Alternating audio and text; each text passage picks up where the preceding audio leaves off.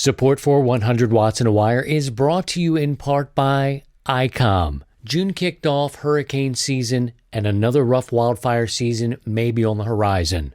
When natural disasters strike, cellular towers and power grids can quickly become overloaded and incapacitated.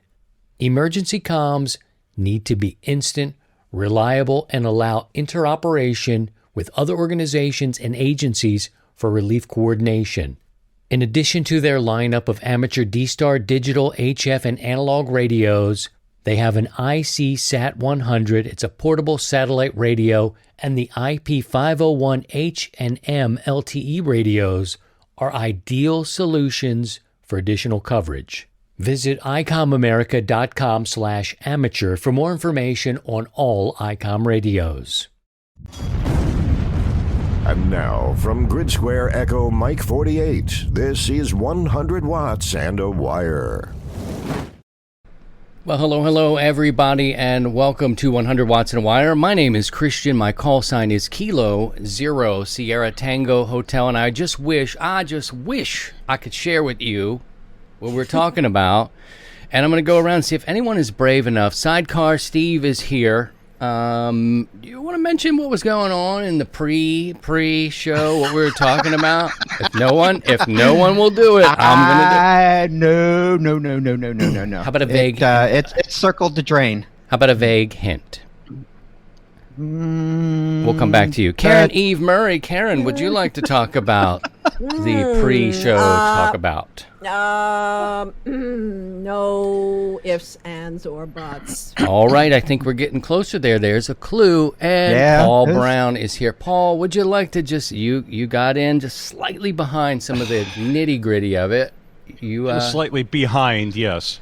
Yeah, behind and a little butt cream. Oh, yeah, so we are getting closer. This is closer. We've got a lot of problems, but we're developing a new show apparently, and it's a digestive health show, and we got to talk honestly with our friends. But it is so nice to be back here, guys. It's good to see you. Thanks for stopping by. If you're new or just stumbled upon this mess, so to speak, put new in the chat down below. And let's go to the IT department here. We've got Paul Brown. I think I've just come up with how we tie this into the existing 100 Watch channel, because this is clearly a topic that runs on 80 meters on a regular basis. Oh, yeah. All right. Well, go ahead. What do you think? That's what I'm saying. This new show that you're developing, that it's fodder for 80 meters, so it works with the ham radio theme. I got you there. I feel what you're saying. I feel that... we've got a phone number in place already. You can tell this is the intersection of life and ham radio. Oh, let's go to the newsroom. Yes, It's the intersection of life and digestion. I like that. Indigestion. It's a new slogan. Has anybody picked up on what we're talking about yet? Can anybody figure out the conversations that the four of us have? Okay. Okay. Oh, yes, let's get a little bit closer. 75 meters on a colostomy bag. I like that. I like it. It's a start. Yeah. So I hope that we're going to kick some ideas around. Pastor Joe is here, and we will all be over to his office tomorrow morning. Yes. Now we're all yes. And I'm sorry about I'm booking my flight to Newark right now. So. Yeah. We will meet you in the office. It is so good to be back here in the studio. Did about 10 days in New York City, and that's not the reason why I'm excited to be back. We did 2 weeks on the road, and I think just getting back to normal. My wife says I need a vacation from the vacation. It was one of those kinds. But so nice. I missed you guys, and from all our community that comes and hangs out with us on Saturday mornings, to Sidecar and Karen, and even Paul. Yeah. Just look at that. Look at that face. He was totally like a little bit. Like I missed him a little. I was like, what's he up to right now? And he's probably developing that new show we've been discussing here. Or just going through the motions. You know what I mean? It's a problem. We'll talk about that. We'll have to do a post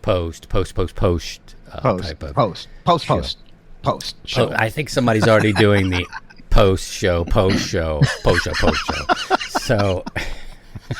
we'll have to do.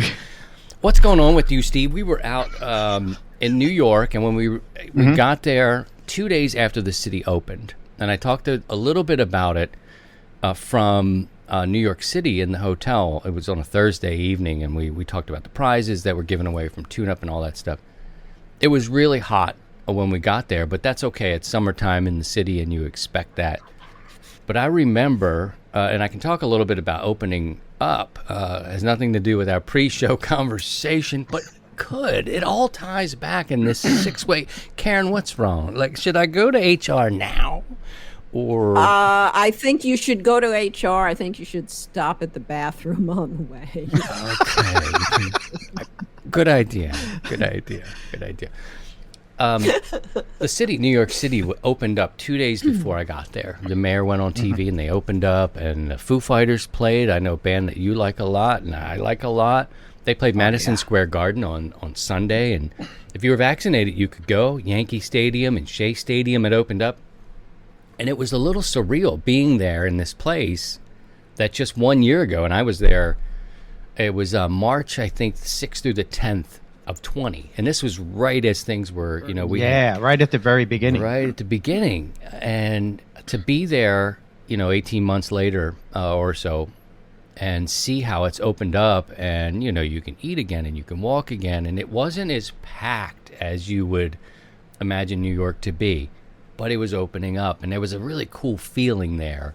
Aside from the heat, which is manageable, we spent a lot of time in the park and that kind of thing, and you got trees, but nothing really was comparing to the numbers that were coming out of the Pacific Northwest, which are kind of nutty. Talk a little bit about that kind of stuff.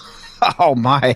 It was unreal. The heat wave that just kind of came and just nailed us, and it wasn't just here in Central Washington. I mean, it hit the coast. It hit Oregon. It was just like this big old heat blob just kind of came up the coast and just centered on us. And here where I'm at, we've had temperatures up at 115, and it was just brutal. It was just absolutely brutal as far as the heat went. So and my shack here doesn't have any AC in it, so I pretty much stayed out of it. It was kind of hot in here, and so it was a it was a tough a week or so.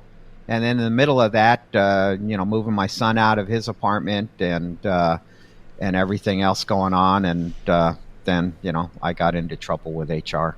So, but that's another story. Yeah, and here's a comment. Marty seems to be talking about the prep for, not the exam, the ham radio. See, people laugh, but we talk about, you got to have, who your friends are when you can talk about digestive health. Mm-hmm. And I don't know what month it was, but you and I had a detailed discussion right here in live about my colonoscopy, the results, and the prep, and that's what that's about. The prep sucks. I'm with you, Marty. The prep just sucks. Drinking that antifreeze, it's like drinking, opening up the tap on the radiator on the car and taking a big old swig. Can I get a witness, Paul? Yeah. Paul, can I get a witness? Yeah, I'm at that age, and it's that's just wonderful. The whole night before. You know what I find the worst thing about this is great, brand new topic. We talk about summertime and ham radio, and here it is. This is what we talk about. Back to ass talk. Back to the intersection. Yeah. So, yeah, it was the drinking. Like, let me explain in a different way. I didn't even, and I'm gonna have to have Karen on the screen to help me get through this. It'll keep me in balance here to stay grounded. Have you met her? I know this. You're in trouble. This is where I know my gauges are. Like Chris, you can. Yeah, and then Karen's like, yeah, you can go all the way to here with this. The drinking of that liquid. That liquid was the problem for me. It was the going to the bathroom part was sort of like, okay, that's not. It's that nasty, and there's so much of this drink. I don't know. Do ladies have it the same way? We're same process. got the same process. I should tell you, it's not a question during the prep of going to the bathroom. The bathroom comes to you. Right, and you don't go too far. If you're not careful, I mean, Ed just said, don't get the procedure at a clinic that's 30 kilometers away and then get into gridlock on the Autobahn. A friend of mine had this done and went into the, pardon the expression, the Midtown Tunnel, and there's a symbolism there if you think about what the tunnel is. Sure, yeah. And he got gridlocked, and his tunnel was not gridlocked. I don't know if he had leather seats or cloth seats, but it was a long ride home for him. Very long ride home for him. The tunnel was free flowing. This just in from Picayune, Mississippi. Don Wilbank says, actually, the prep blows. All right. Pastor Joe says, on this topic, I am an expert. Oh, bring him up. Perfect. I've always seen Joe. Pastor Joe has always been a bit of a pain in the ass, but now he's an expert. Sorry. Do I have to do a rosary or something now? He's a crack expert. That's it. That's how I say it. Yes, sir. Correct. On a TV tray and watch the movies. Yeah, that's probably a good move there, Don. If this is your first exposure to 100 watts in a wire, now you understand. I'm sorry. Yeah, I'm sorry. You didn't pay any money, so it's okay. It's all right. I understand. But anyway, the heat was a thing, and I was like, wow, this is kind of crazy. You did move to that area you live in to deal with heat like this. I mean, we get the heat in the summertime, triple digits, the low triple digits, but usually in August, but not at the end of June. It's and it's just been nuts, and everything's drying out. The humidity was down, and it was for a couple of weeks, it was a pretty busy fire season for us, and to the point to where it's like what we normally deal with in August and September, and here it is the end of June, first part of July, and we're running around with our heads cut off. So it's been brutal. And I wish I had the weather station up before the heat hit, but unfortunately it got up after the heat wave went out. So that was one of the things that was going on through the break, as a couple of us got our weather stations going. So the weather stations they're kind of cool. We can get into that later in the show. I've got a 4.5 mile an hour wind right now. We got an inch of rain overnight here, and we're sitting at 73 degrees outside, 3 degrees warmer in here. So you're going to hear some fans and all that sort of stuff. A comment from our friend in Germany about trying to get banned from YouTube. Digestive health, I'm going to go ahead and fight that one. If we can't talk about that as grown-up people, that's just a problem. I noticed that I hit the road. One of the things I really like to do when I go vacationing, and I know you've got one coming up, we can talk about that as well. But I took too much. I'm like, what might I need? And I took a couple of antennas, and the idea was, and this is another thing we'll talk about this morning too, 13 Colonies from Mom's Place in Lewis, Delaware. It's the first town in the first state, and it's really cool to be there, and you can almost feel the energy in those 13 colonies on the East Coast doing it, and it just was life. And I was like, I'm not even going to get set up. So I ended up taking more than I needed, and certainly more than I used, and made one contact in the mobile to New York. And it was, between the heat and the family, my mind thought, what do you need? What can't you leave behind? And I got there, and I didn't use 98%. I used the mobile HF. And I know you're preparing for a big trip, and this is one that you'll need to fly for. Yeah. What are you thinking about doing? You kind of are the guy that will put it down, right? You put it down when you go. Yeah. I disconnect, but I'll have an HT with me, and that'll be it. I'll just go in minimalist, and but for the most part, it's almost 100% disconnect from everything. And but I took the HT 2 years ago, and I just kind of listened around for a couple of state repeaters there in Maui, but that was about it. Other than that, it was a lot of sitting on the beach and snorkeling. I had an HT, which was wonderful because in New York, we were there for a summer program. My daughter was in a program there, like a national program. She was accepted to. And so we were very proud of her, and we went to support her and then enjoy the city, which we love, New York City. And I took an HT, and because of people in our community, I figured out repeaters. I had been scanning like a nut. Last year I went and took an HT. New York, I didn't take all this stuff. I parked my car and left it and then went up to New York and then picked up the truck on the way back. But I didn't take but an HT really in the city, and enough to stream out of New York was the idea, because you're in a, glass and metal and concrete. But luckily, I had some people in our community give me repeaters that are very active in that area, and I was like, wow, I dialed them in. Karen, I think, sent one. Pastor Joe sent one. Eric is another guy in our community, and Paul, they're all up in that area. And next thing you know, I'm hearing activity, which was enough for me. I was like, I'm hearing guys talk on the repeaters. This is cool. And being in New York, it was more, more talk, more options to hear people. So that part of it was great. Many people are saying, did you mention where you were going to go? You did mention where you were going to go. I'm going to Maui. So I'll be in Maui for a couple of weeks, and it's my wife's birthday present. So in March, I sprung this on her, and I said, hey, we're going to Maui in July.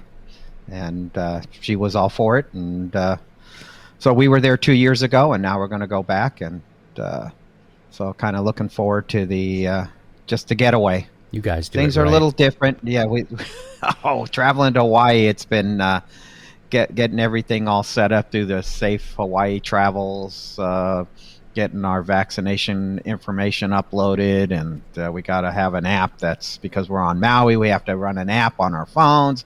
I mean, there's a lot of little hoops that you got to go through, but it is what it is. Prior to this, you have to get a COVID test 72 hours before traveling, and now starting as of Wednesday, I think as of the 8th, it was if you have vaccinated and you were more than 15 days from your second shot, then you can bypass the COVID testing, but you still got to do the health screening. There's a few hoops we got to jump through.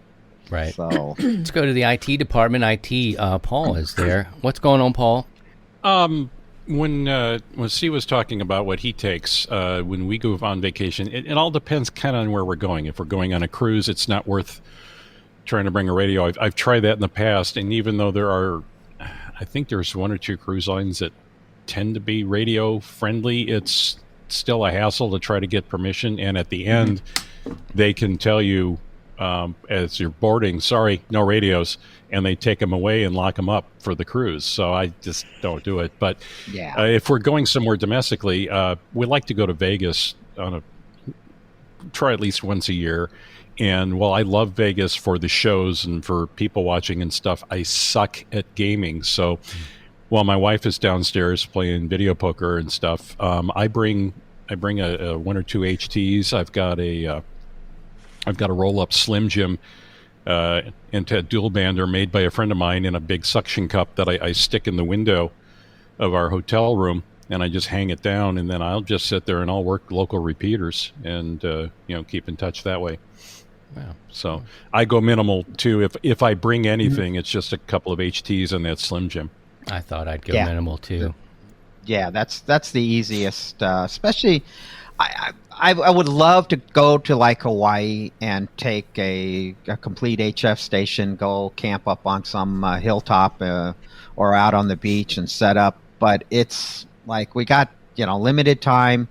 It's the wife factor. It's want to be respectful for her, and even though she's licensed too, it's she's more. It's like you need to disconnect from everything because it's disconnect from work, disconnect from the hobby, and do something a little bit different. And so I'm with you. It just bring the minimal stuff, and it's having the HT is kind of cool. You get to talk to the local people that wherever you're at, and find out what's going on, and make friends, and hopefully run into some of the guys that I've chatted with on HF. I can chat with them locally. So it just depends. I know, we love this hobby and we, want to keep on doing it, but sometimes, we need the vacation from the hobby too. So it's okay not to take everything with you, but I could see why you wanted to take everything. We had field day, we had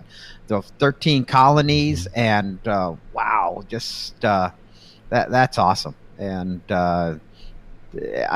and going, you had your truck there. It's easy to haul all the extra stuff. Granted, you didn't use it, but it was there in case you did want to use it. So a lot of road time too, and a lot of stopping and stuff. But you think about these things, what to take. Mm-hmm. Your situation's different with the flying. Driving Mm-hmm. across the country, you have that luxury to take some things with you and not use it. Cool, but yeah, man, Field day was one of those ones, and I was like, okay, but I listened on the repeaters from New York, and I could hear the guys either weren't bothered, they were just like, oh right, it's field day, or they were preparing. But there's so many more people there using different repeaters, so there was like a cross section of what was happening, but they were talking about what they were going to break or bring, rather, break later after it gets there. They'll probably break it too.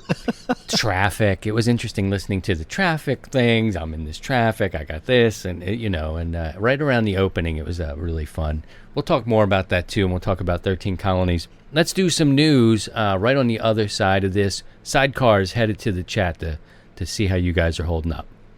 More contacts, less Alpha hotels. This is 100 watts and a wire. Brothers and sisters, let's talk about the 100-watt ID. Very easy to get. None of this costs you a thing. But it is fun to have your own, and here's how you get it. Visit 100wattsandawire.com. Click the Gathering tab. Here you give us your name, your call sign, and your email address. Very simply put, an app will sequentially issue your ID, and a very busy human will send you that ID through the email. Then you can use it during our nets and operating events, share it with your friends, do whatever you like, but that is how you get it. Visit 100wattsandawire.com and click the Gathering page. Now let's get back to the show. Little pistols and big guns. This is 100 watts and a wire.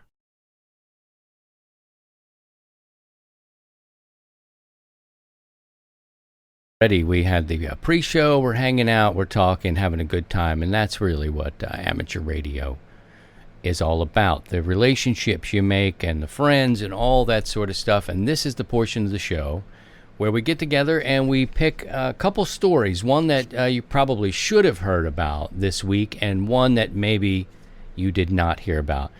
Good morning to you both, or good afternoon, good evening, whenever people are watching or listening to this. We've got some people tuned in from across the ocean. Karen, how's it going today? Pretty well. Our heat wave broke, so we're happy. We can go back outside, which is nice. I want to talk about some extreme temperatures, though, in our top story. And you were just discussing traveling and taking your radio equipment. Mm-hmm. This fellow definitely does not like the hot weather. He's our top story for this week. Fedor Konyakov, R0FK, is heading to his favorite spot in the whole world, the North Pole. And yes, he is bringing radio equipment, and he's going to activate while he's there doing experiments, various scientific experiments on an ice floe. He's going to spend 10 days alone on an ice floe. Should be interesting. He'll have lots of time to chat. This guy's an adventurer. He is a writer. He's an artist. He's an archpriest of the Russian Orthodox Church.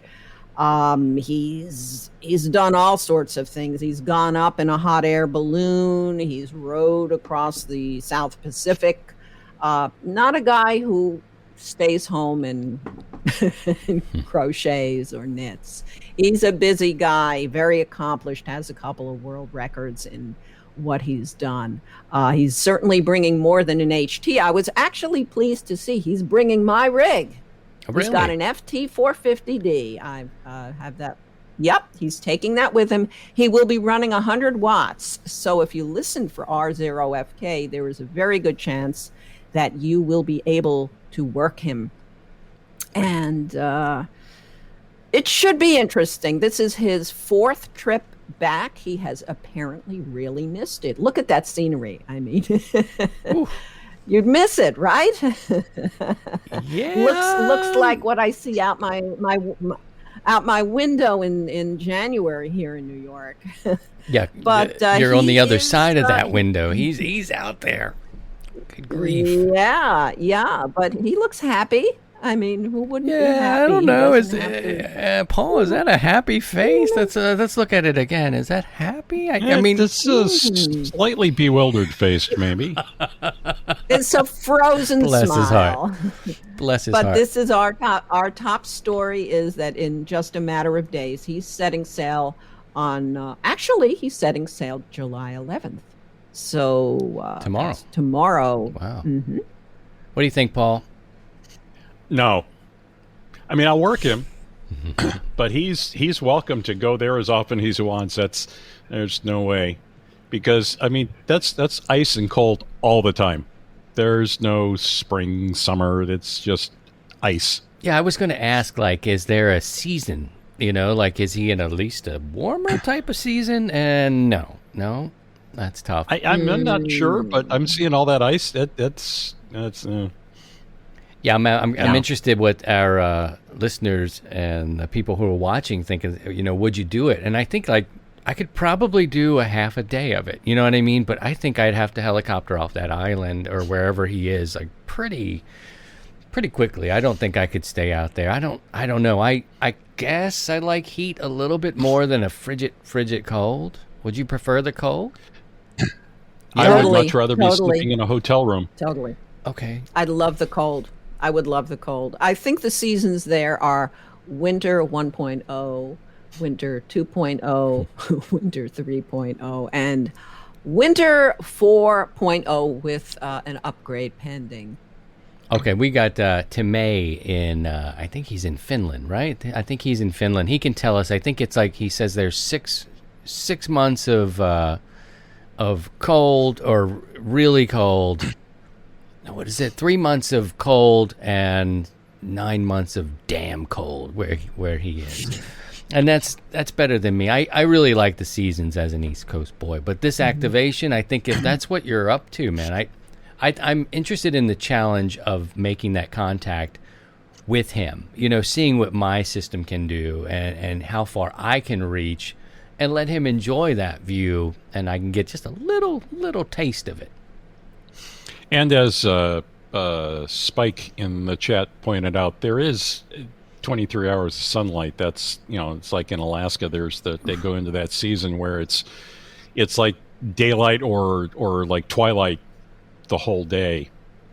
So we've got Karen would probably do something like that in the cold. She didn't mention how long. We've got you, that's a hard no, and me for like a minute. 20 minutes or so and then helicopter me out. I think it's too expensive for me.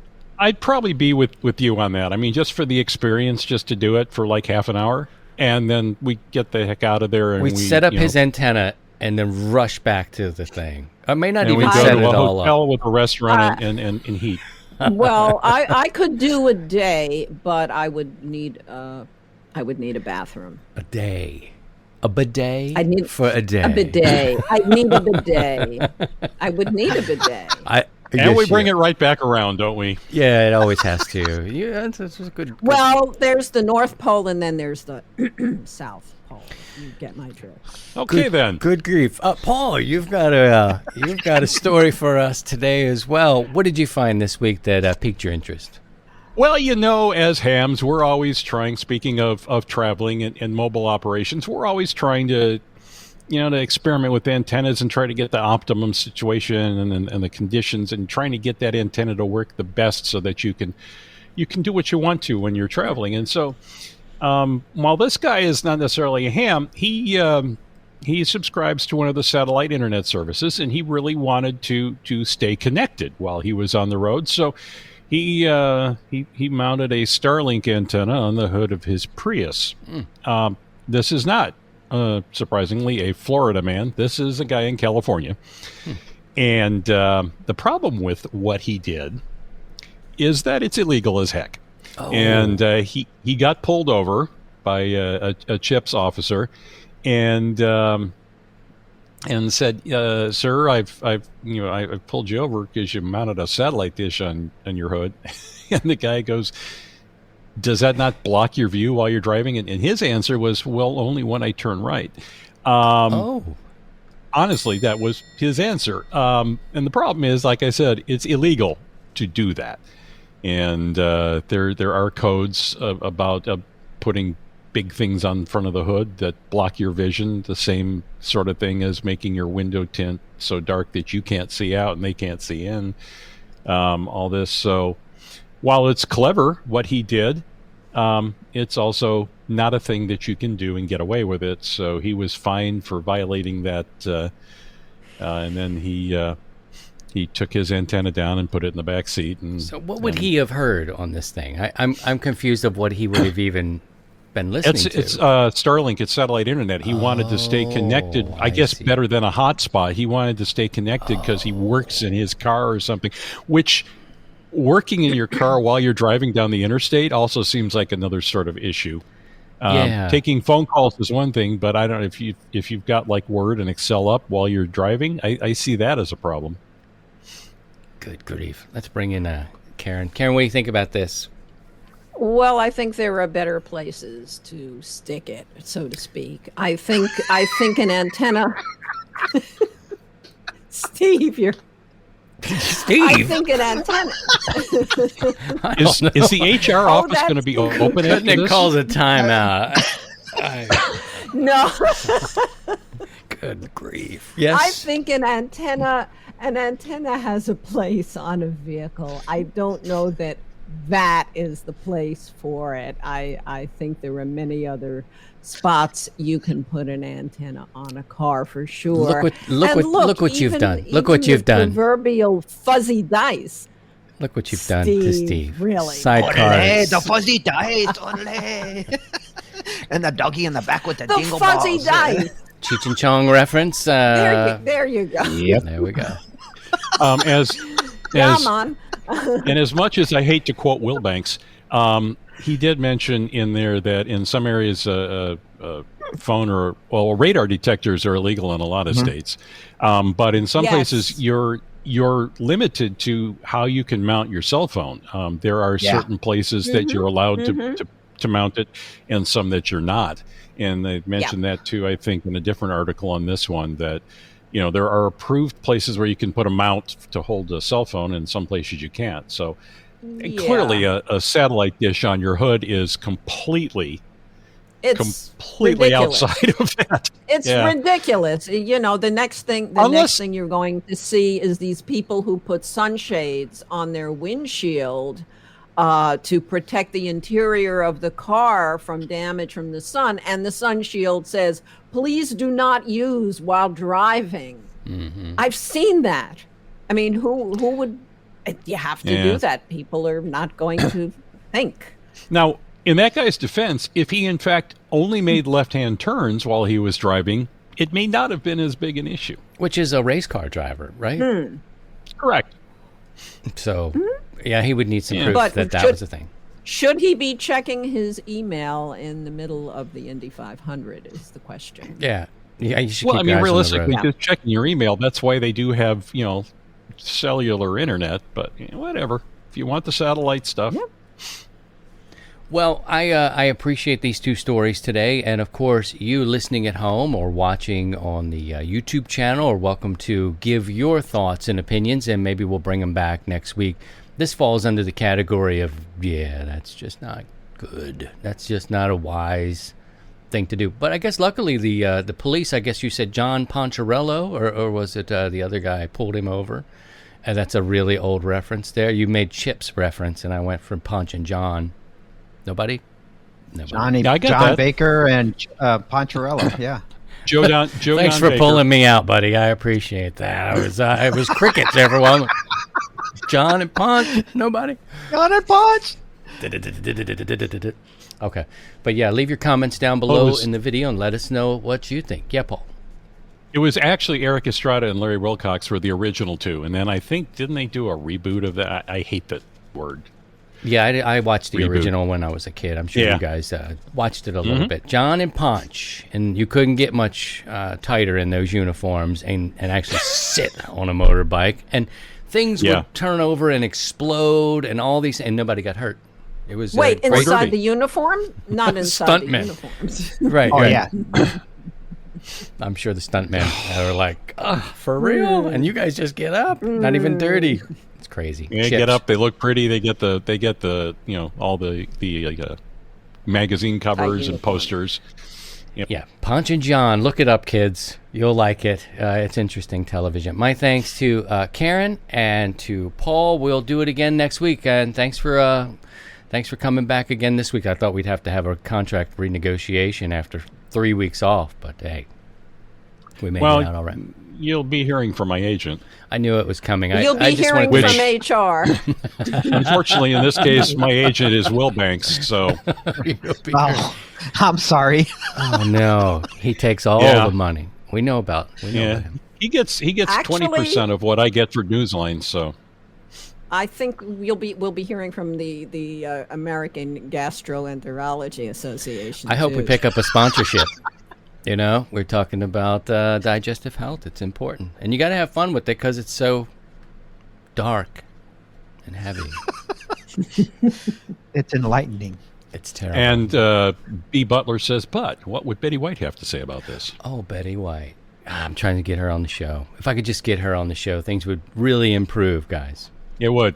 Yeah. It would improve. Yeah. 7-3, you guys. Take care of Agreed. yourselves. We'll catch up with 7-3. you again next week. Bye-bye, guys. Take care. Right. Bye now. All right, we're going to shift gears a little bit here, and we'll bring Sidecar Steve back. And just want to let you know if, I don't know if this is the kind of content you really enjoy, but there's a new way that you can support the content you enjoy by visiting buymeacoffee.com if you'd like to. It's simple, easy, no setups.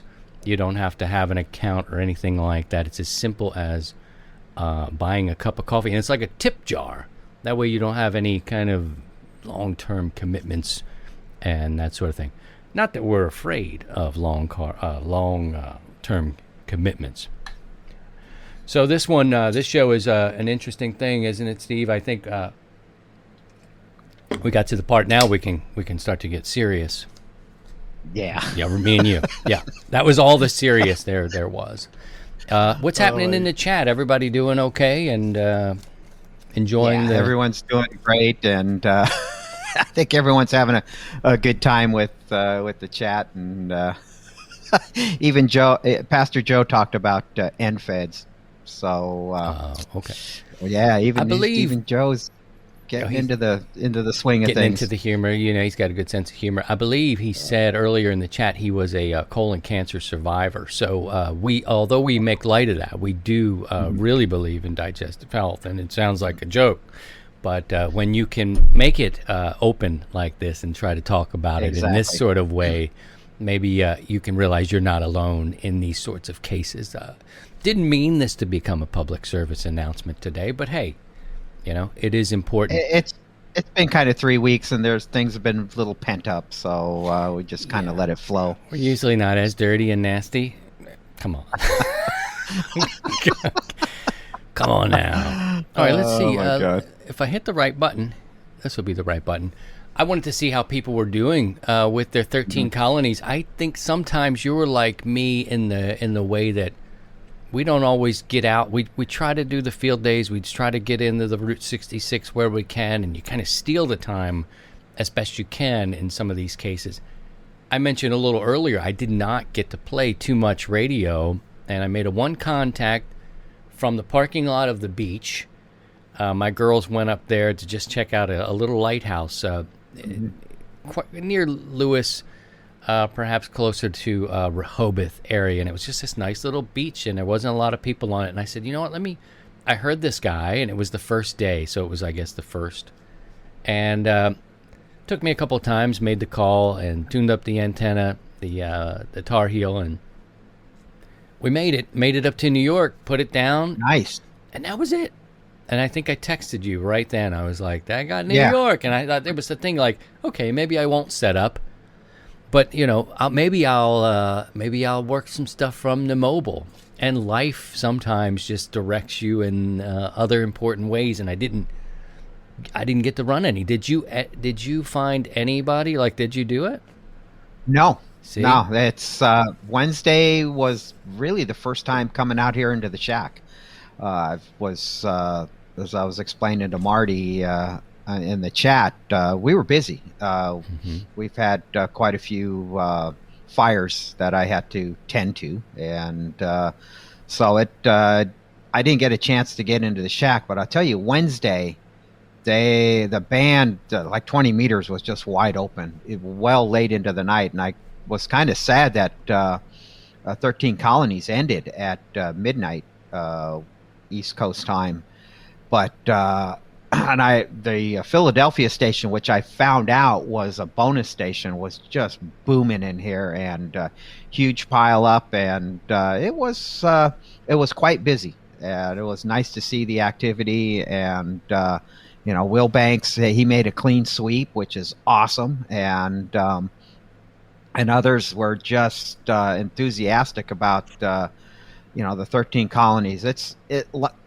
Like Route 66, the 13 Colonies, these yearly special event stations are just fantastic. It's brings a lot of people on the air, and it just drives the enthusiasm. It kind of reminds me a little bit of the Parks on the Air when the celebrating the 100th anniversary of the National Park System, a few years back, and the enthusiasm that brought into the hobby, and it's still continuing today. Everyone doing their POTA operations, which is great. And getting a call from sorry there, Steve. You guys can't see me switching what I got here. Look at this little switcher. This is my brother gave me this little CB radio that he had. Nice. For the I need to get it turned on. But anyway, I'm just teasing that I can dial up the IT department there. Yes, Paul. Yeah, I got lucky. I got the full clean sweep too, but it was tough. It was tough. I was lucky that a couple of days I was working from home, and my office corner here is right next to my radio bench and my audio production suite. So I was able to be on the air during the day and checking from time to time when I wasn't taking a call or working a ticket. So, but GB13 was almost impossible. This is only the second year I've actually heard him. And I tried on HF, and I waited like 3 rounds of calling by the numbers, and he went all the way through the 9s and nothing. And then I found out that he at one point was working on D-Star. So it's like I hopped on there, and I got it. And I caught some crap on the forum for doing D-Star, but it's like, you know what? I don't care. Yeah. It is what it is, and this is not super important. It's just I want that contact for my sheet. The one I was afraid I was never going to get was the French one, because from what I can tell, it's just one op, and he only operated a few hours during the day, French time. So that meant that the majority of the time that we were all on the air trying to get him, he was sleeping. And then he spent most of his time, from what I could see on the spotting, down in CW land. Got on FT4 a couple of times, but even though it said it never showed up on my waterfall, and finally, I thought, you know what, I'm going to try. It's been like 35 years since I've used CW. I mean, way back in 78, when I passed my general, I actually passed extra code at 21, but I haven't really used it much since then. So I thought, well, let's see. So I pulled up the software that can decode. So it's at least I can see that it's him.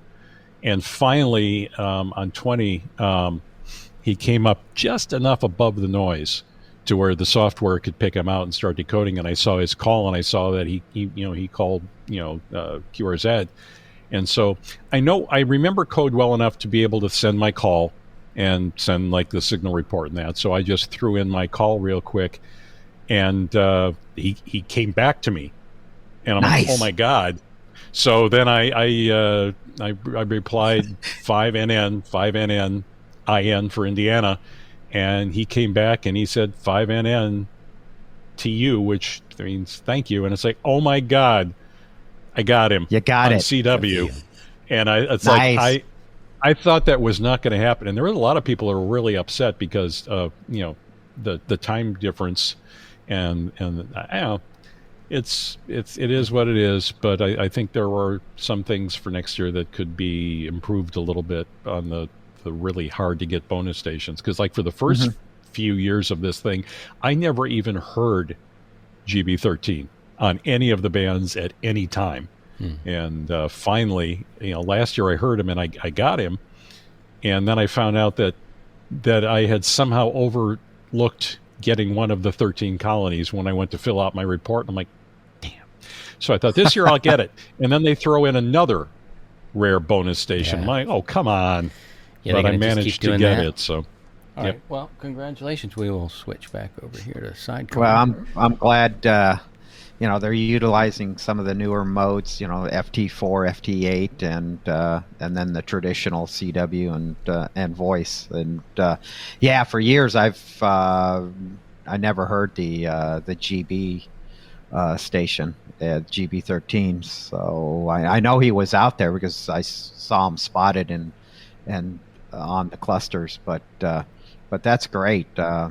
People making clean sweeps, and I'm glad to hear that. Just kind of looking at a lot of talk on Facebook. I just posted it up there a couple days ago to see how everyone did, and lots of people responded. We got 75 comments. We couldn't go through all of those for sure, but I appreciate all of that. And now that we've started this very small Discord channel, or I guess you'd call it, I don't know what I think. Discord group. Discord something thing. But people there also were very active in spotting, so that's kind of fun too in that community.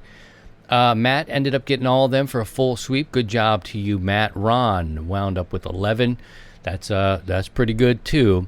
Let's see, Steven, FT8 sweep. Hopefully the people who do, they don't look at, we just heard a little bit from Paul where people talk about and they see it being digital, being a little like a poo-poo sort of thing. I hope people don't. Well, it was the D-Star contact that someone can go, poo-poo and, you made a D-Star contact. Well, if the only reason I made a D-Star contact with the station was on D-Star. So don't bust my chops because I made the contact on D-Star. Bust the chops of the guy that is initiated it. So, but that also, 13 Colonies is kind of an HF event, but why limit it to HF? Why not bring in like D-Star or DMR or something like that and bring the technician class folks in that they get a chance? And so our correspondent in Picayune says, as for D-Star, it's an allowed mode, period. Full stop. Exactly. Don't need to say any more. So, it's, there's going to be the grumps, and they're going to moan and groan about everything and anything. So, knock it off. Everybody. They can go stuff it, where the sun doesn't shine. Mike, clean sweep on CW and sideband. Good. He was working, and that's good. Let's see. Robert did all right. Let's see, a little animation there. Mark got a clean sweep, including all the bonus stations. Well done. He's 100 watt ID 288, and you're 5'9". Bob got all 13 this time. 8 CW and 5 single sideband. Very good. Benton all 13. The WM3 Penn, I think that's in Philadelphia, if I'm remembering correctly, from last year, because I didn't get to play as much. David Good got on- all 13. Go ahead, Yeah, Steve. good on Robert. Good on Robert. He finally got the KC2 Charlie, and it looks like he was got it right there at 9 p.m. on 40. Good job. That could be a little bit of nerve-wracking. There's Paul's post there. Got his clean sweep. Very good. Michael, same here. All right, so a lot of people were active. That's great. That's great. They were busy. I mean, you could hear quite a bit. I don't know who was, it sounds like the French station was maybe not on as much, that sort of thing. Jack, all 14 stateside on CW and single sideband. Delbert got a clean sweep. There's Doug, only got 9. 9 is good, though. 9 is good. If you can. 9 is play better for a than little none. bit. Yep. I got 0, so you 0. did better than me. 0 and 1, you guys win. Philip, 10 Colonies, and WM3 PEM. Dave, only New York for me. I'm going to go ahead and like this because that's the same for me. Bloop. There you go. You're getting a like there from you me go. because that's exactly how mine went. All 13 from Michael. Did pretty good. George, he's got his numbers there, but we'll go through that. 13 Nice, for Eddie. Adam. All on CW. Good job, Adam, wow. You're going to be the resident CW guy sending these messages. Clean sweep from John, and you can see a lot of activity here. Jarrett, all 13. Got 11 from Mike. Terry. So, yeah, if you're interested in Facebook, a lot of people don't do it. That's why I'm cool with or I'm excited that Steve is joined the Discord because he's never done the Facebook stuff before. And then I see him in the digital realm, and I'm like, Steve, Sidecar is here. Wow, Sidecar! Sidecar! It's like when people walk into Cheers and everybody yells, Norm. It's Norm! becoming the norm now for Sidecar to be called Sidecar. I'm glad we started calling you that and not something else. As Mark ended up with 4. Lightning struck on the first evening. I got it. There's Timothy Goodrich. It's last of the 13 Colonies. He picked that up there. Full pull for Don Wilbanks, who's in the chat, and hello to him, of course. Kirk 13 plus the bonus station. Patrick Good ended job. up with 11. Michael with 2. And the beauty of this here, Steve, is I think that people were just engaged in kind of having fun. Yeah. They were just doing it. Oh, yeah.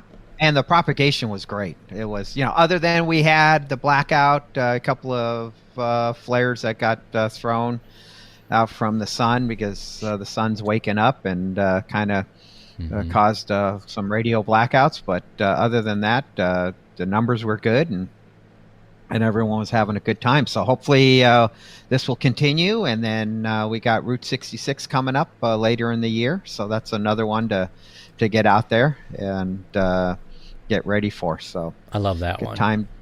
Yeah, I like that one too. That's a cool one because you can actually, in your mind, or you can do it with a map, visually check out the path of Route 66 from basically here all the way out to California.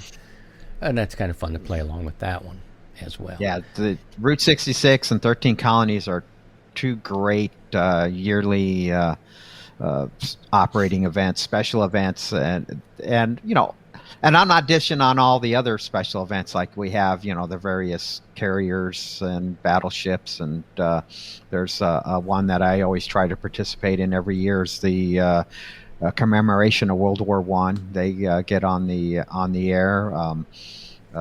Indianapolis Speedway does a special event every year, so. If you hear special event stations out there, go out and work them. It's, these people put in a lot of time in getting these ready and set up and things like that. So, and they want to, work you. So get out there and work them. And whatever mode they're working is all acceptable. If they want to work D-Star, then so be it. You work D-Star. One of the ones. Yeah, Steve, hold on. Hold on, the IT department. I got to switch over to you just to make sure we get. Yeah, here we go. Yep, I get you on the CB. Steve, the Speedway event actually is 3. Yeah. They do one activation before the Indy Grand Prix, which is the IndyCar race run on the road course part. They do another one for the Indy 500, and then I'm trying to remember exactly when. There's another one coming up. For the Brickyard. The Brickyard, yeah, the Coca-Cola 600. If you get all, Yeah, if you get all three, I think you get a certificate as well. I've managed.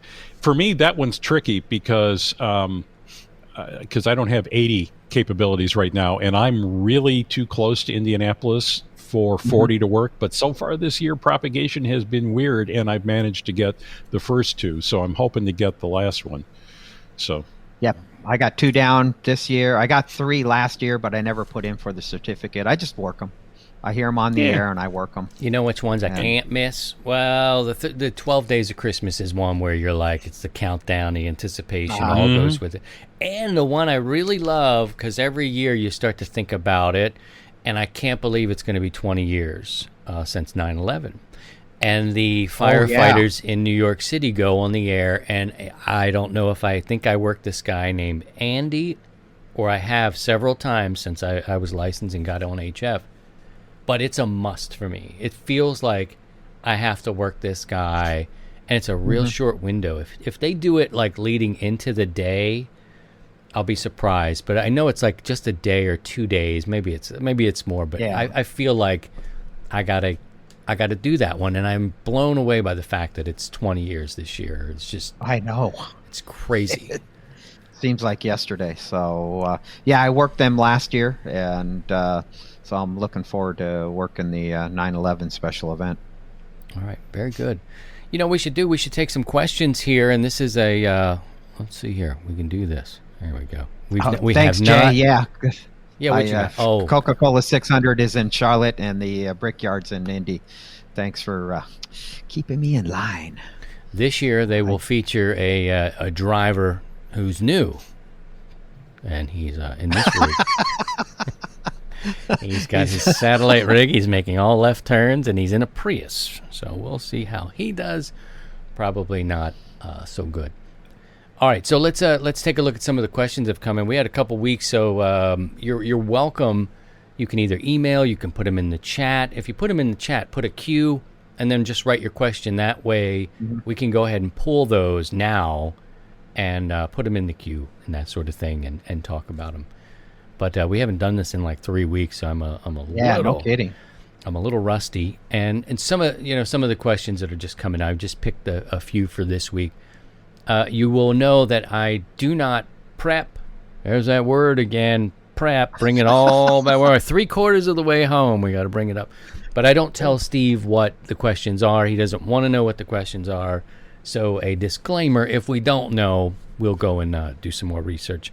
This is more of an opinion question here, and you're welcome to chime in the chat as well. QSL cards, is this a dying tradition? It's been dying for years. If you listen to the critics out there, I don't think it will ever die. It's having Logbook of the World and QRZ and there's another one, the E-log or whatever.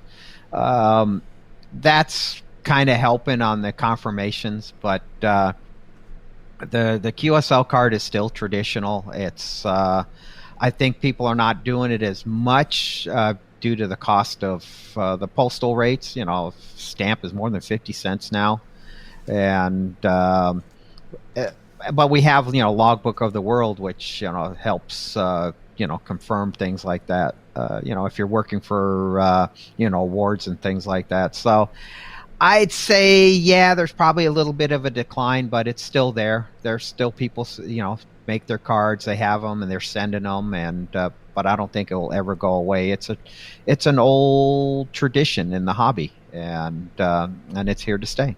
I feel like when I got in, around 2012, and then I got on the HF, and then I started making contacts, and I loved, ever since I was a little kid, I loved to get mail. Like, I thought it was just the coolest thing. You're talking 100 years ago too, but I mean, I know things have changed, but I feel like I've gotten more in the past, and every once in a while I'll get some from the Bureau, and that feels real cool, and you're like, wow, you got a confirmation from Spain or wherever it may be.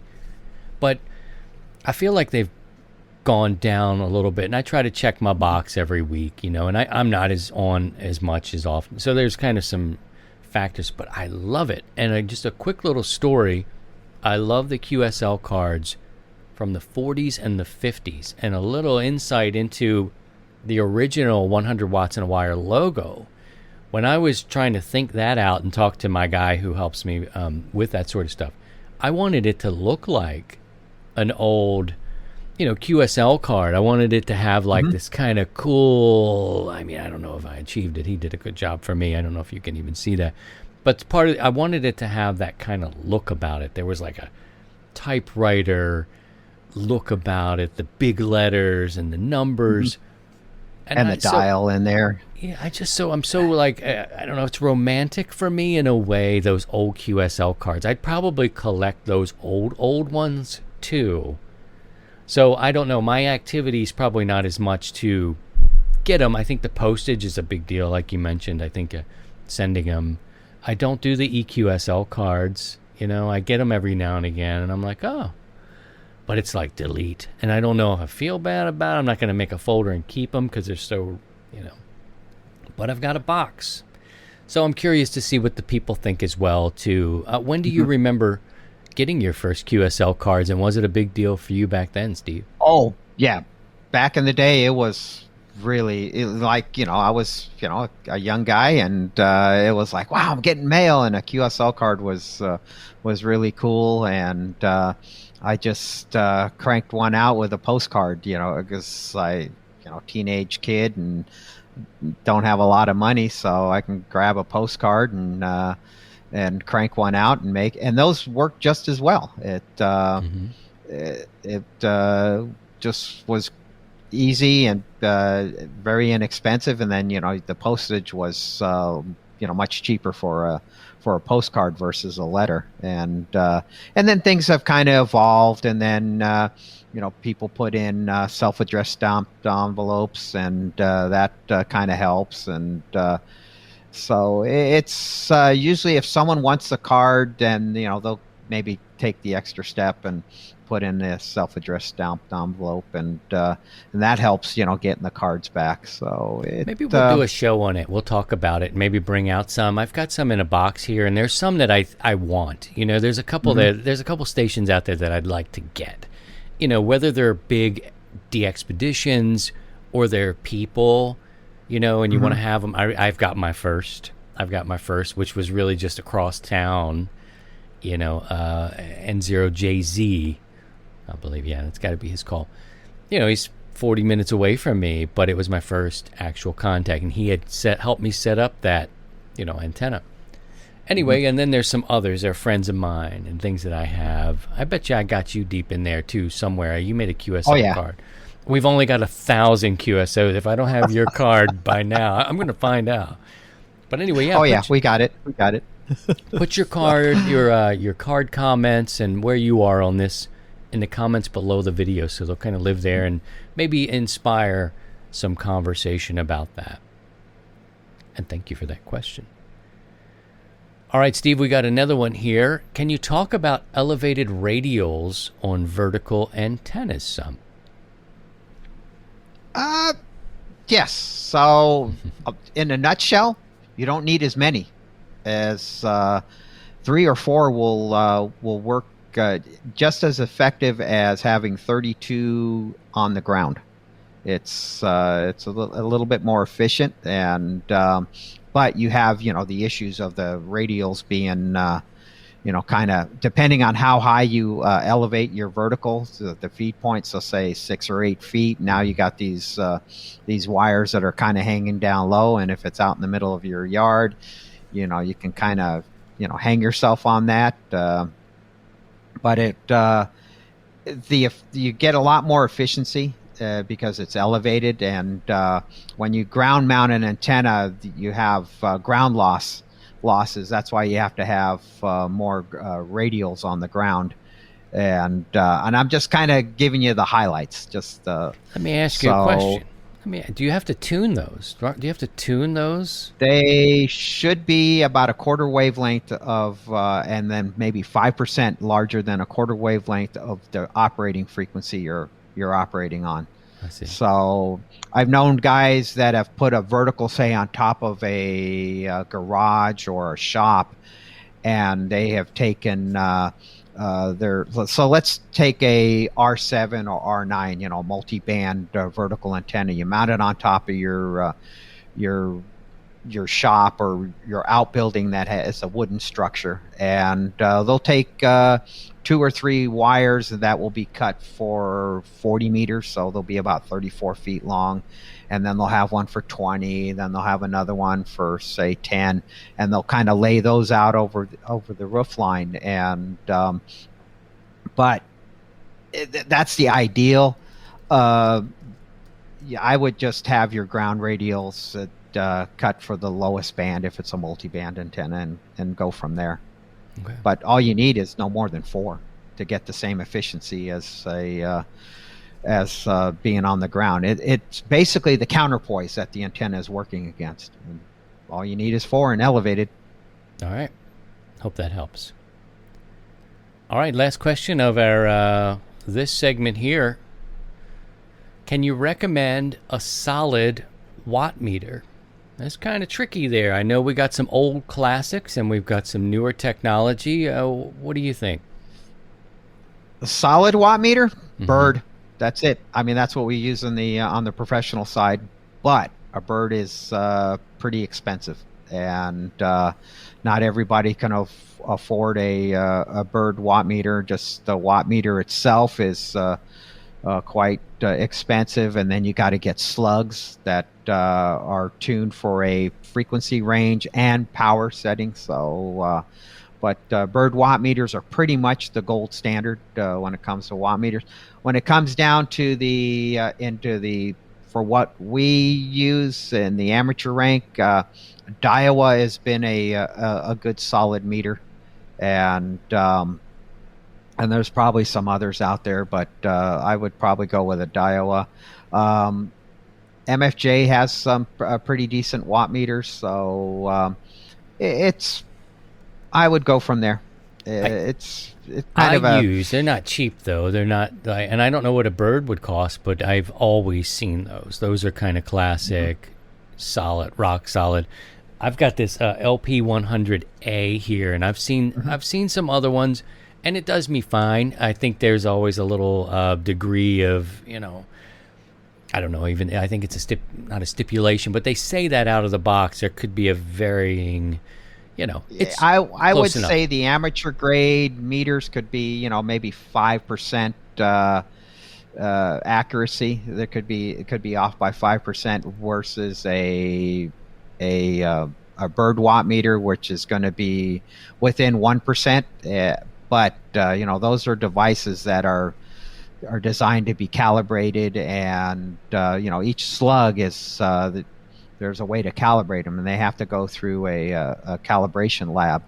So, but for us, I mean, we just kind of want to get relative and get, we're limited to 1,500 watts, and but if we're within 5%, we're close. So that's why you just always kind of err on the side of caution and stay below 1,500 if you're running full power. All right, there you go. I hope that helps. All right, let me try to do something here, because I could see that our friend Paul had some comments here. What I'm going to do is I'm going to move you over here, so our friends that are watching on the YouTube can see the 3 gentlemen here, 3 amigos. If I had the hat, 3 knuckleheads wouldn't fit in here. Paul, what were you thinking over there? Got a follow up? Oh, wait a second here. Let me do this. He's muted. Pardon me. That's Will Banks. It's in his contract that I think you hit a word limit, and and then you have to turn me off. Yeah. Well, I can't have him anymore if I let you talk too much. I think that's what. Got it. Go ahead. You got a follow up? Actually, I was originally following up on the QSL thing. Yeah, go ahead. As far as the meters, my primary is a Bird 43. That's what I learned on my Elmer, was a radio repair guy, and that's what he had, and so that's kind of where I just got that. I've got a couple of different slugs for it, so that stays in as my main HF meter. I've got a Daiwa that I use for VHF, UHF, so I don't have to swap them out. But as far as QSL cards, I'm old school. I mean, I've been a ham for 44 years, so I like paper QSLs, and I like sending them and getting them back. It's exciting to get a card from somewhere else.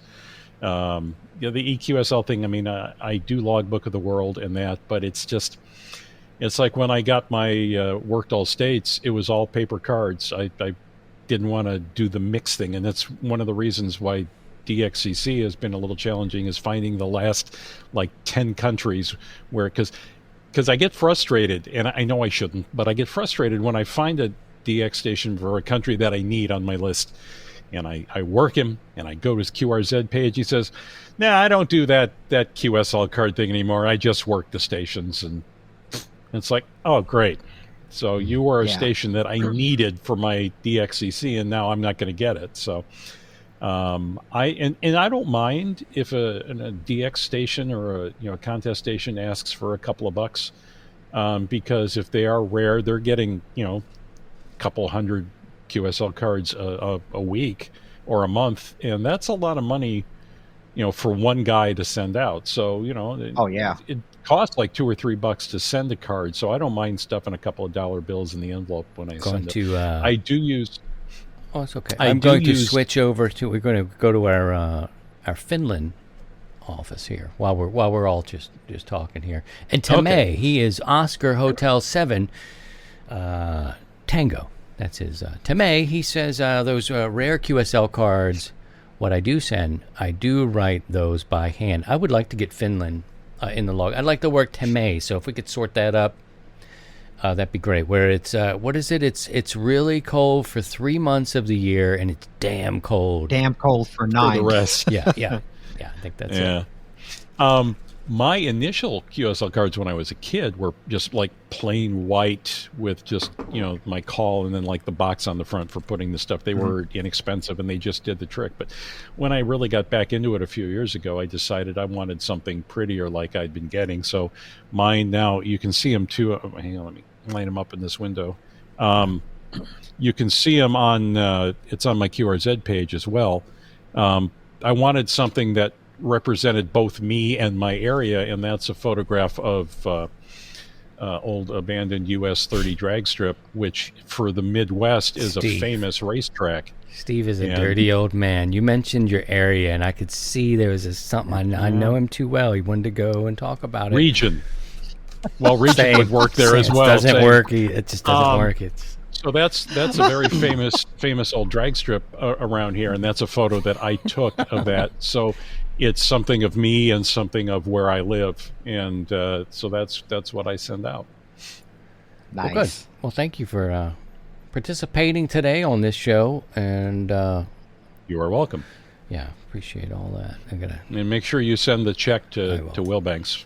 We'll dial him so you can get your 20. He gets a commission. Yeah. All right. Good deal. Thanks, Paul. He gets 20% of your Newsline check. So yeah, I don't understand how all that money works out, but I think it was a fun return back today. I was excited. I'll look over here in the chat for a few minutes before we wrap it up and move about our Saturday. We've got rain here today. We've let's see, 9-mile-an-hour winds. We could probably talk a little bit about the weather stations. On this Discord channel with the 100 watts and a wire Discord thingy, we've kind of got not talked into. I mean, I've always had a curiosity about it. You can see Steve's weather station there. And I bought the same one. I was in New York, and everybody was so excited about watching the weather. And I've got plans. I'm going to launch a new stream here on the 100 watts and a wire network. And weather is 90% of emergencies.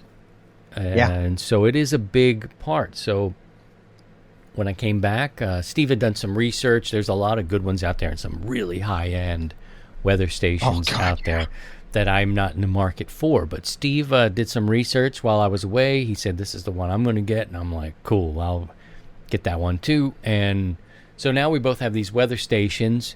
And Pastor Joe, who's working with us on this other project in the stream that'll be coming up soon, he's compiling weather station information of people in our community. That way we can actually give reports from these different areas. And you talked about this morning a little off the air about developing regions so we can have people in different locations and that sort of thing. So if you're into the weather and you have a weather station, let's connect. We can do that on Facebook. You can drop me a line. And Pastor Joe is going to start to become the repository of this information, the links. If you do you've got to link your station to the internet, which it wasn't overwhelming. It was a little dicey. I was like, no, man. I was just getting it. I'm like, I can see it. That's enough. But I figured it all out anyway. But if you've got your station connected to the internet and want to participate or be like a reporting station for this project I'm developing, let's make the contact and get this information together, and it'll be pretty cool. I like it, Steve. Is there anything about it that you're like kind of, because I would always wake up and go, hey, Siri, what's the temperature? Exactly. 1 moment. And she's just like, did you hear that? She responded. Shut up. Shut your mouth. I've got another thing. But yeah, that's what I would do. I wake up and I'd ask her. And 75 degrees here. I get a little bit more detail. I'm not reliant on something else. I got it right here at 25 feet. I didn't mean to cut you off. What did you find about the station that you find valuable? Well, I a coworker of mine. I asked him, and this is how we ended up going with the ones we are using. He's been using it for years, cool. And he's had, it's been fantastic for him. Yeah, like you, I get up in the morning and I'll pull out I'll grab my phone and hit the weather.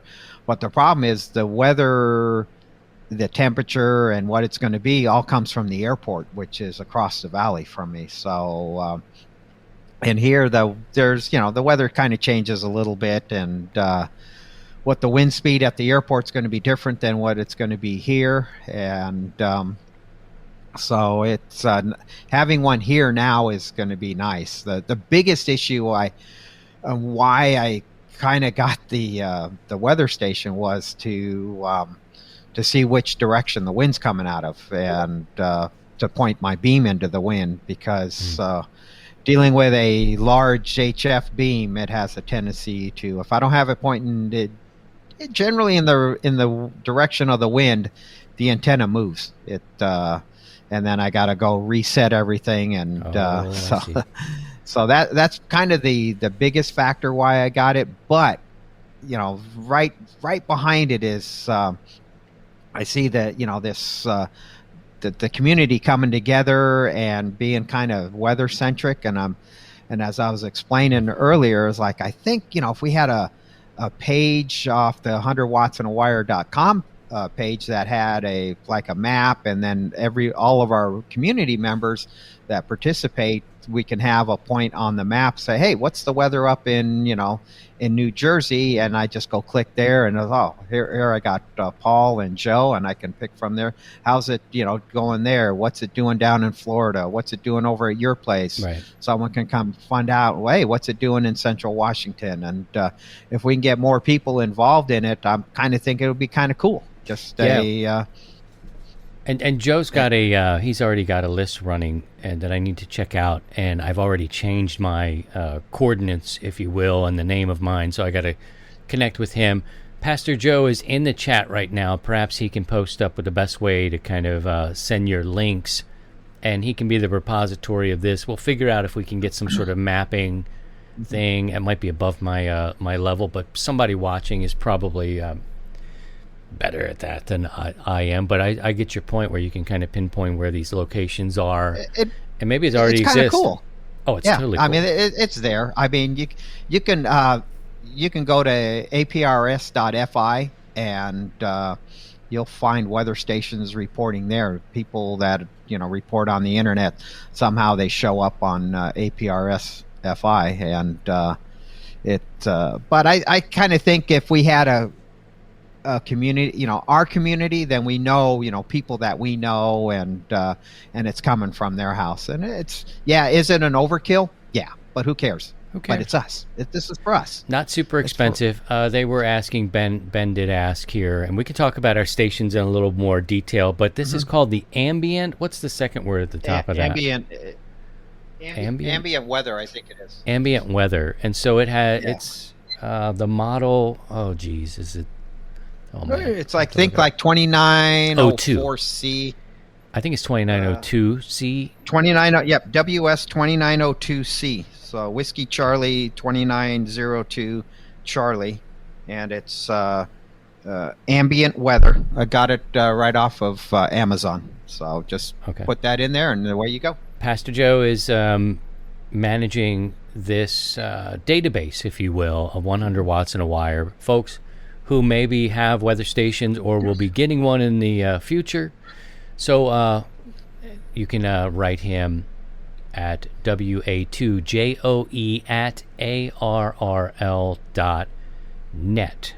And I can't wait to see that. He's got a collection. I didn't go in there yet. I was setting mine up and getting it on the Wi-Fi and getting it all together. So I think it'll be fun. That's the next thing I need to do is get it on the... Well, first I got to get a Wi-Fi out here in the shop. I do everything hardwired out here. So set up an AP and then set it all up. One of the reasons I went with the ambient and so it's wireless. So it operates in the 915 megahertz range. So right in the ham band. There's another one that like Pastor Joe uses, and I think Paul uses it. It operates in the 434 range, 434, 435. So being I kind of play with UHF repeaters and things here, I felt that I didn't want to have the conflict there. So when you are looking for a weather station, especially when they're wireless, look at the frequencies they operate under, or communicate from the sensors back to your display unit, and then look at your operation and where you operate, and just do a little. You're basically doing a little frequency management at your QTH. So something to kind of consider. So this for me, is all kind of borne out. Sorry, yeah. Go ahead. Did I step on you? So yeah, it just kind of do your frequency management and your operations at you're operating at your house versus where at my place here, two different things. But just keep those in mind when it comes to the sensor. They all will do Wi-Fi that will connect to the internet, and so it's pretty simple, plug and play. It works pretty well.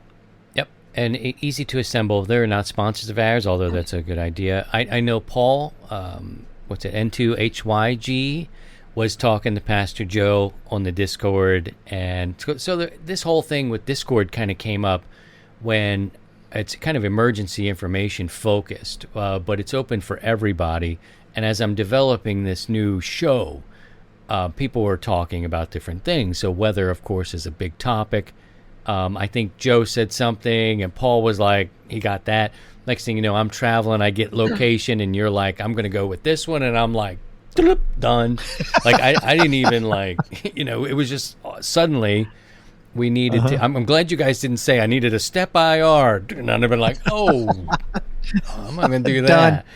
This wasn't as expensive, but it wasn't even peer pressure. It was just like, yeah, this all makes sense, and I like the idea of collecting, different things as we get into this emergency information, and I'm live on the air. We can kind of pull these different spots. We can go to where these troubles are, where this weather is, and see, did that station just blow whatever? Is it gone? Is it, that kind of thing. So, and you can tie a web camera to them too, which is kind of interesting in itself, but more information. Yeah, that was kind of neat too. So I was kind of like, wow. And then mounting is pretty straightforward. It's just there's a bubble level that's built in right on the sensor. The sensor is all one assembly. You just put just a couple of things you assemble to it, and bida bang, bida boom. I mounted mine on one of my towers at about the 25-foot level. Just cut some unistrut, made a standoff. It sits off about 2 feet from the tower, and but pretty easy, pretty simple. And there's a reset button, and hit that, and boom, it came up and it communicates. So it's pretty pleased totally with it. Easy. So it's like 2 screws, and you clip in the section that gathers the water. So anyway, again, It's not I can only endorse it for myself for what I've had it up there for a little bit. But I dig it so far, and I think, they go up in price, but this one was at a good price point. It didn't seem to hurt that much. And you point it north. You point it north so you catch the winds and all that sort of stuff. But yeah. And you learned something. Don't rely on your compass on your phone. Oh, they are not very accurate. Get yourself a real compass, and you should always have a real compass anyway. And I did. Where is it? It's here. Yeah. It's here. I ended up taking it up there because my phone, and this is my compass here that I use here. There you go. It's a Ranger. And again, a ham years ago told me what they were using. I don't know who it was, but this works. I get up there with the phone. I've got it up there about 20, 25 feet. And it's giving me multiple readings. And I set this thing to where I think it's going north. And I'm like, cool. Ladder. Clink, clink, clink, clink, clink. Get it down. And I'm like, wait a minute. And I go back under and I'm holding the phone again. And it's off. I'm like... So anyway, do use a real compass when you're... Don't trust that phone. No offense, Siri. But I don't need her for weather anymore. It gets you... It kind of gives you the direction, that's north. But even then, it could be... I wanted to dial it a little closer. It was kind of north, but I was like, that's not close enough. And... Yeah, anyway, so guys, that's kind of a project that's going to run parallel with the new emergency stream that I've been developing, and I'm a slow cooker. I don't want to jump out of the box when we're not quite ready, and so I'm simmering right now. It's simmering, and we're getting little bubbles, and I'm like, okay, so maybe a practice run. I think the team over that's kind of hanging out in the Discord is ready to go, and there's so many emergencies, Steve. I don't have to tell you. I mean, there's so much going on, and it's... Oh, yeah. Well, we just had the tropical storm that just hugged up the East Coast, and what was cool was Joe made a comment. He says, hey, go look at Jeff's weather station, and right now, because the low is going to be, right over his station, and I, clicked on that link that it was provided, and sure enough, it's like, wow, look at that barometric pressure. So yeah, kind of a little geeky there, but it's going to be kind of cool to have this. Geeky. Who cares, right? Who cares? And Steve and I had basically, except for the humidity this morning, Steve and I had the same temperature. It was warmer in the shack than it was outside, and now it is 77 degrees here and 76, holding at 76 in the shack. You probably hear a fan. What are you at now, Steve? 70, just shy of 77 outside, and just shy of 80 here in the shack. Oh, you're heating up in the shack, and I got the fan going too. So yeah. Well, there you have. It is what it is. There you have. Yeah, we got a simmer going. I'm gonna pop on this real soon because we're in the middle of hurricane season. A lot of other things going on. You got major heat out west and up in Canada. They've got a lot of heat going on. So there's plenty of things to talk about for the geeky type, but also the preparedness side of things. Really, I think we're more than just ham radio operators, and a lot of preparedness plans have communications as well. So that's kind of what we'll be digging into here soon. Yeah, and then we got, the tornadoes and lightning for our folks in the Midwest. And that was one other thing that I saw that's available is you can get these lightning detectors that can tie into your weather station too. So I think Ricardo's got one of that. I went to Florida a year or two ago. I don't remember. I was talking to Ricardo when I was in Florida, and he was talking about the lightning strikes, and I was like, what? Like, it wasn't just 6 or 60 or 600. It was thousands. And I was like, what? Like, where am I right now? So he may be actually a resource. Ricardo, you're in there. You can speak to this lightning stuff, but he's got a gauge and it knows however it works. And I was like, you're kidding me, right? Thousands of lightning strikes? Yeah. It's cool. We got we have a lot of power in our hands here, and just with a simple little weather station. And it's something that, when we were on the air, we're always talking. That's one of the most common things we talk about when we, make a contact with someone.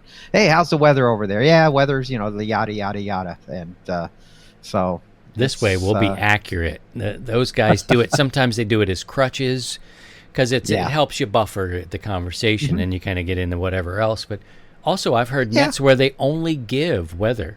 Yep.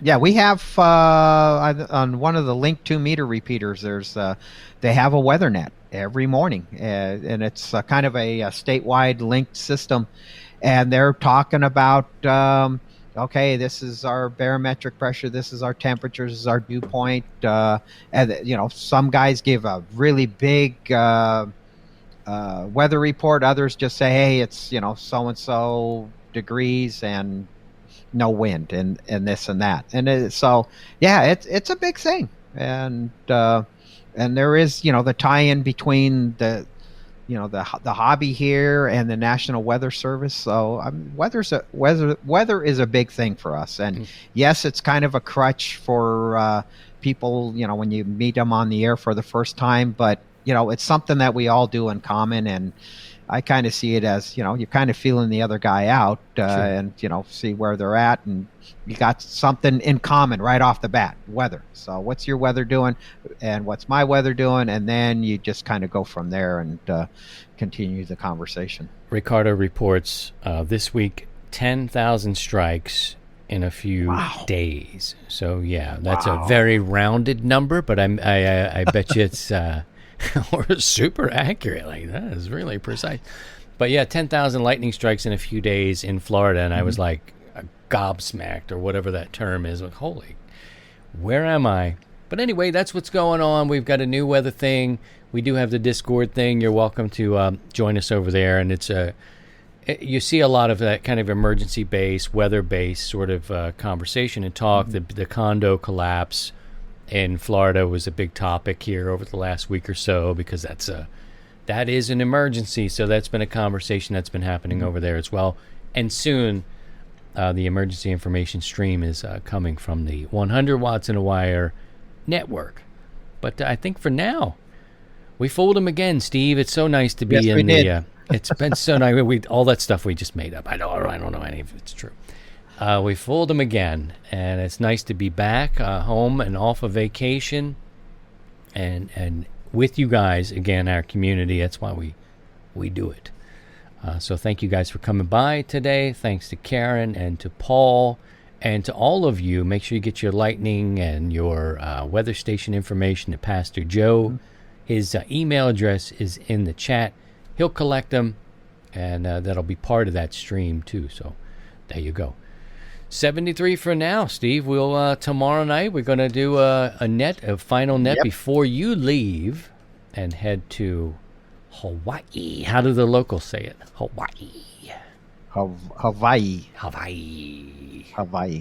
Yes. Is it true that you'll be hanging out with Dwayne Johnson, a.k.a. The Rock? The Rock? Maybe. If you have time. Yeah, we don't want to, I might give them some so many of my time. Great people have places out there. It's on my list of places I'd like to go to.